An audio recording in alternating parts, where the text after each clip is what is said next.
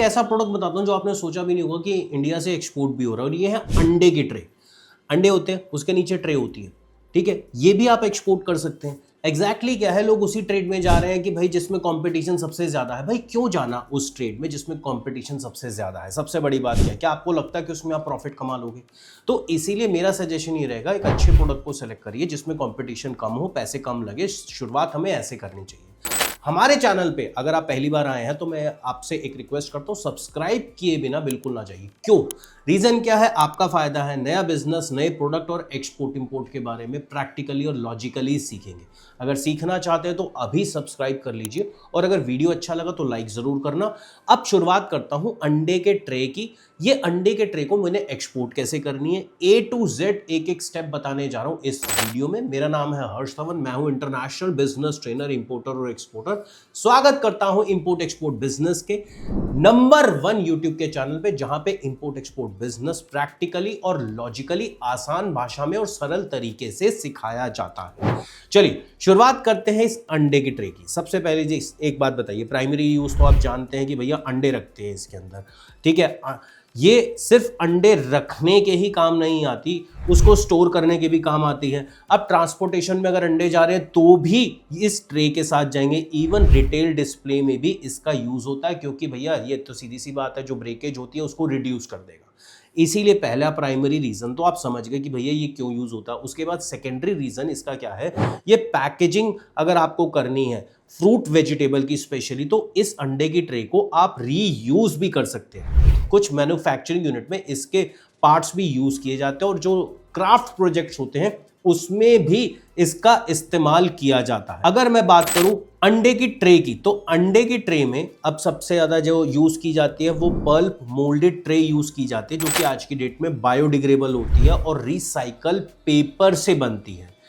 6, 12, 30 cavity की tray sizes होती हैं ये, और इसको आप अपने अकॉर्डिंगली कस्टमाइज भी कर सकते हैं। इसी के साथ साथ पेपर बोर्ड एग कार्टून्स का भी इसमें यूज किया जाता है, जो रिटेल सेक्टर में सबसे ज्यादा यूज होता है और जिसकी ब्रांडिंग और पैकेजिंग में भी यूज किया जाता है। प्लास्टिक और पीपी ट्रे का भी इसका यूज किया जाता है, जो कि रीयूजेबल होता है, वॉशेबल होती है, और अलग अलग कलर की इसमें ऐसी ट्रेस आती हैं। और आज की डेट में इसको एक्सेसरीज में भी यूज किया जाता है। जो श्रिंक रैप बंडल्स हैं उसमें इसका इस्तेमाल किया जाता है। जो पैलेट बॉक्सेस हैं, अगर आप किसी प्रोडक्ट को पैक कर रहे हैं तो उसमें भी इसका यूज किया जाता है। क्योंकि देखिए, आपने जब भी अंडे की ट्रे देखी होगी, ठीक है, बहुत एक बोर्ड सा लगता है कि हाँ, और उसके ऊपर अंडा है और वो सेफ रहता है। तो अगर कोई भी डेलीकेट मटेरियल मैं इस पे रखूंगा, इसकी पैकेजिंग करूंगा, तो जब अंडा सेफ रह सकता है तो वो डेलीकेट मटेरियल भी तो सेफ रह सकता है। तो इसीलिए आज की डेट में इसकी डिमांड बहुत ज़्यादा है। ये डिपेंड करता है आप कौन सी मार्केट पकड़ोगे, किस सेक्टर में जाना चाहते हो। ओवरऑल अगर मैं बात करूं, चाहे दिल्ली एनसीआर हो, पंजाब हो, महाराष्ट्र हो, गुजरात हो, तमिलनाडु हो, हर जगह से ये आपको मिल जाएगा। हर जगह इसकी होलसेल मार्केट रहती ही रहती है। इसी के साथ साथ अगर मैं बात करूं मैन्युफैक्चरर्स की, तो ओवरऑल जो सबसे ज्यादा मैन्युफैक्चरिंग यूनिट है वो दिल्ली एनसीआर और पंजाब में, स्पेशली लुधियाना में आपको सबसे ज्यादा मिलेंगी। मुंबई, पुणे, सूरत में भी इसकी मैन्युफैक्चरिंग यूनिट आपको सबसे ज्यादा मिलेगी। होलसेल मार्केट की बात करूं तो आप सदर बाजार दिल्ली में चले जाइए, मुंबई में क्राफर्ड मार्केट चले जाइए, कोलकाता में बड़ा बाजार चले जाइए, चेन्नई और बेंगलुरु की जितनी होलसेल मार्केट है, हर जगह ये आपको आसानी से मिल जाएगा। अच्छा, एक और फायदा है इसका, आसानी से मिलने का कारण ये भी है, भैया दुनिया में ऐसी कौन सी स्टेट है जहां पे इसका यूज नहीं होता? इंडिया में तो हर स्टेट में अंडे बिकते ही बिकते हैं, तो इसका यूज सबसे ज्यादा होता है। तो इसका मतलब हर स्टेट में, हर सिटी में, हर जगह इसकी कोई ना कोई मार्केट है ही है और मिलेगी ही मिलेगी। तो ये एडवांटेज आपको रहेगा। इसी के साथ साथ अब मुझे ये प्रोडक्ट भी पता लग गया, मुझे मार्केट भी पता लग गई, लेकिन हाँ, इसमें भी अलग अलग क्वालिटी है। अगर आप एक्सपोर्ट करेंगे तो एक्सपोर्ट के लिए आपको इसकी क्वालिटी को समझना बहुत ज़्यादा ज़रूरी है। अब सबसे पहले इसमें क्या क्या क्वालिटी और ग्रेडिंग देखी जाती है। सबसे पहले जो ये पल्प ट्रे होती है, ये स्ट्रेंथ के लिए बहुत फेमस रहती है। अब स्ट्रेंथ में क्या है भैया, इसमें देखा जाता है कि इसकी कॉम्प्रिहेंसिव स्ट्रेंथ कितनी है। मतलब ये कि ये कितना वेट कैरी कर सकते हैं, इसके ऊपर सामान रखूं, अंडे रखूं तो कितने कैरी कर सकते हैं। इसी के साथ साथ इसमें अच्छी फिनिशिंग होनी चाहिए, साफ सुथरी होनी चाहिए और इसमें किसी भी तरीके की कोई कोटिंग नहीं होनी चाहिए। तो ये बायर आपसे इसका इंस्पेक्शन सर्टिफिकेट मांगेगा। प्लास्टिक ट्रे की बात करूं तो वो फूड ग्रेड की होनी चाहिए, वर्जन पीपी की होनी चाहिए। हाई ग्रेड बोला जाता है, जो वर्जन पीपी यूज किया जाता है उसको हाई ग्रेड बोला जाता है। रिसाइकल्ड मटेरियल के लिए होनी चाहिए। अगर रिसाइकल मटेरियल की है तो एक बात ध्यान रखना, उसका जो प्राइस होगा वो बहुत कम होगा, वो बहुत सस्ती बिकती हैं। तो कल को आप मार्केट में जा रहे हो तो ऐसा नहीं है कि कोई आपको बेवकूफ़ बनाएगा, सस्ती चीज़ आप महंगे रेट पे बिल्कुल ना खरीदेगा। इसी के साथ साथ जो ट्रे आप यूज़ कर रहे हो, अगर फूड इंडस्ट्री के लिए जैसे एग्स के लिए यूज़ कर रहे हो तो सबसे बड़ी बात, इसमें टेस्ट होगा फूड सेफ्टी ग्रेड का। ट्रेस स्पेशली बनाई गई है फूड इंडस्ट्री के लिए, तो इसका स्पेशली टेस्ट होगा फूड सेफ्टी ग्रेड का। समझ आ गया? इस चीज़ को नोट कर लेना, यहीं पे लोग गलती करते हैं। इसी के साथ साथ इसका अगर मैं क्वालिटी इंस्पेक्शन सर्टिफिकेशन की बात करूं तो इसमें बायर आपसे विजुअल इंस्पेक्शन भी मांग सकता है और साथ के साथ कॉम्प्रिहेंसिव स्ट्रेंथ और क्रश टेस्ट भी इसमें मांग सकता है। मॉइस्चर कंटेंट भी मांग सकता है, उसका सर्टिफिकेट भी होता है। तो ये सारी चीज़ें आपको अवेलेबल करानी है। इसी के साथ साथ इसमें एक और टेस्ट होता है यूवी और ड्यूरेबिलिटी का टेस्ट। एचएस कोड की बात करूं तो 4819 के अंदर ये आता है और अगर प्लास्टिक एक्ट ट्रे की बात करूं तो 3926 और 392690, 39269099 के अंदर आता है। तो ये सारी चीज़ें आपको समझनी पड़ेगी, जाननी पड़ेगी। एचएस कोड को ध्यान से समझिए, ध्यान से जानिए। शुरुआत करते हैं कि अब कौन से देशों को टारगेट करना चाहिए। अब नॉर्मली लोगों को लगता है, एक तो आज की डेट में एक चीज़ की सबसे ज़्यादा दिक्कत हो गई है, अगर किसी भी प्रोडक्ट का नाम लो तो हर कोई कहता है यार दुबई चलते हैं, दुबई चलते हैं। अरे भाई दुबई छोड़ो यार, मैं कंट्री बता रहा हूँ जहाँ पे पैसा मिलेगा। दुबई में सैचुरेशन पॉइंट आ चुका है, हर प्रोडक्ट में दुबई में प्रॉफिट नहीं मिलेगा। बहुत से क्वेश्चन आ रहे हैं सर दुबई दुबई दुबई, जाना आसान है, बातचीत करना आसान है, तो इसका मतलब ये थोड़ा प्रोडक्ट भी आसानी से बेच लोगे। तो सबसे पहली चीज़, कौन सा देश है सबसे ज़्यादा जो मार्जिन देगा, वो है इंडोनेशिया। इंडोनेशिया के बाद वियतनाम, वियतनाम के बाद पेरू। तो ये 3 देश ऐसे हैं जो आपको सबसे ज्यादा मार्जिन देंगे। इसी के साथ साथ पैकेजिंग की बात करूं तो पल्प ट्रेस जो होती हैं वो बंडल्स में जाती हैं। जैसे 100 या 200 ट्रे का आपको बायर ऑर्डर देगा बंडल बनाने के लिए, तो वो आपको बंडल बनाना पड़ेगा। पीपी वोवन बैग्स या श्रिंक फिल्म का यूज करना पड़ेगा और साथ के साथ इसको पैलेटाइज भी कराना पड़ सकता है। इसमें स्ट्रेच रैप भी यूज किया जाता है। क्यों यूज किया जाता है भैया? मॉइस्चर ना लगे। अगर मॉइस्चर आएगा, मॉइस्चर दुनिया के हर प्रोडक्ट को खराब कर देता है, तो इसीलिए मॉइस्चर के से प्रोटेक्ट करना हमें बहुत ज़रूरी है। इसी के साथ साथ प्लास्टिक ट्रे की बात करूं तो कॉरुगेटेड कार्टून्स में वो डाल के आप पैलेटाइज करके भेज सकते हो। लेबलिंग करना बिल्कुल ना भूलना। लेबलिंग में एक्सपोर्टर की details, product code, net weight number पर bundle, country of origin, handling marks और प्रॉपर पैलेटाइज करके अगर आप एक्सपोर्ट करेंगे तो कोई भी चैलेंज नहीं आएगा।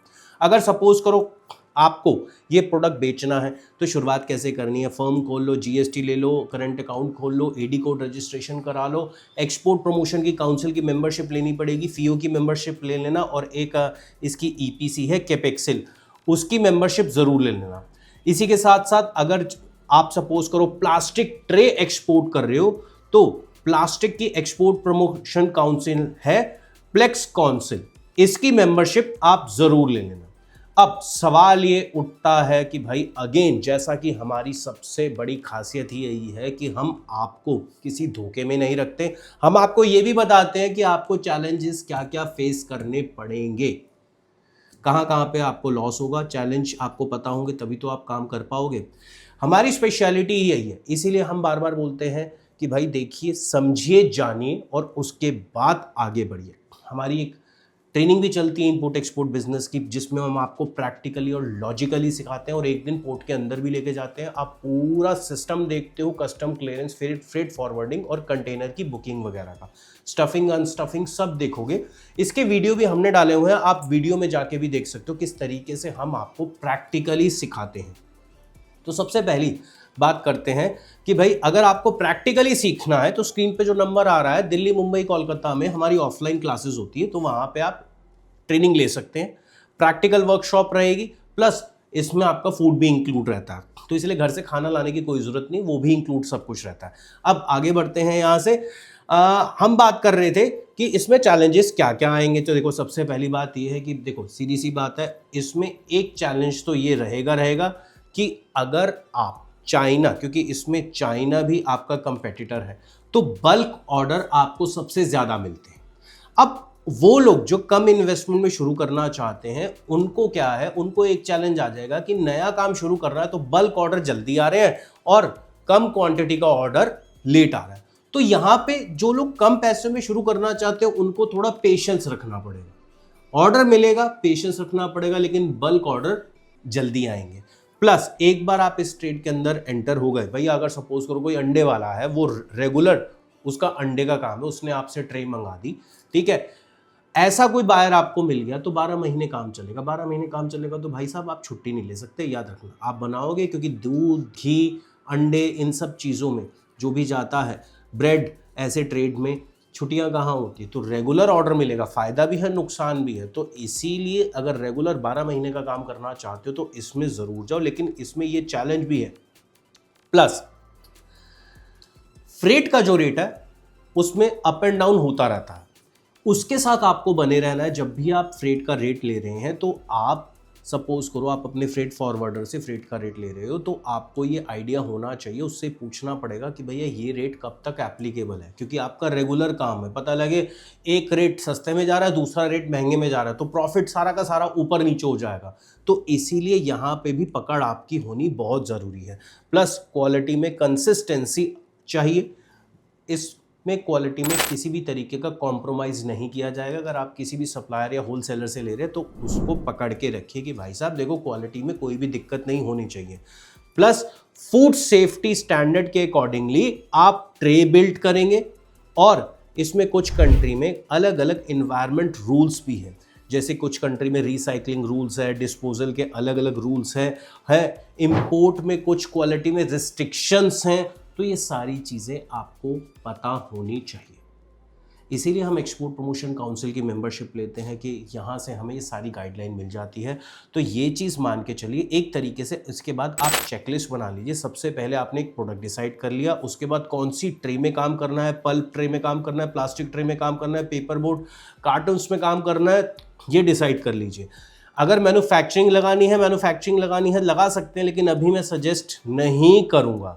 सिंपल, प्रोडक्ट का सप्लायर कौन होगा, जो अभी आपका प्रोडक्ट है होलसेल मार्केट में खरीदेंगे या फिर मैन्युफैक्चरर से खरीदेंगे, फिर उसके इंस्पेक्शन सर्टिफिकेट कलेक्ट कर लीजिए, फर्म तैयार करिए, GST, AD code, IC, EPC की मेंबरशिप, यहाँ से उसके बाद बायर ढूंढिए और एक्सपोर्ट कर दीजिए। सिंपल, आसान है, सिंपल है, समझ की बात है, आराम से करिए, पैसा अच्छा है और अच्छे पैसे कमा लेंगे। क्योंकि यार एक बात बताओ, कौन सा ऐसा देश है जहाँ पे अंडे बिना ट्रे के जाएंगे, जहाँ पे इस ट्रे का यूज़ नहीं होगा? तो हर जगह इसका यूज़ होगा ही होगा। उम्मीद करता हूँ वीडियो आपको अच्छा लगा होगा। अगर वीडियो अच्छा लगा तो लाइक ज़रूर करिए, और अगर अंडों के ऊपर इस तरीके की एक प्रोजेक्ट रिपोर्ट चाहते हैं तो कमेंट बॉक्स में एग्स टाइप करिए। आप टाइप करिए, हम आपको पूरी की पूरी लिस्ट फॉरवर्ड कर देंगे। तो दोस्तों इस वीडियो में इतना ही, मिलता हूँ अगले वीडियो में, तब तक के लिए जय हिंद। कल आपने वो इंश्योरेंस का एक बताया था, जिसमें एक तो कंप्लीट इंश्योरेंस होता है, हाँ, एंड ओवरऑल, और एक नेम पेरिल्स था। होता है। तो सपोज हमने नेम पेरिल्स इंडिविजुअली नहीं लिए हुए हैं, and but we have taken force majeure, ठीक है। तो एक एग्जाम्पल, नेम पेरिल्स इंडिविजुअली का मतलब क्या? या तो पूरा कवर कराओगे या कस्टमाइज कराओगे? जी, जैसे आपने बताया था कि इंपोर्ट करने के बाद में यहाँ BIS सर्टिफिकेशन होगा, तो वो यहाँ पोर्ट में होना है, एडवांस में होता है, वहीं से होगा आएगा। पहले सैंपल पास कराओगे, फिर उसके बाद क्या कहते हैं, आपका जो शिपमेंट आएगी उसके ऊपर लिया जाएगा।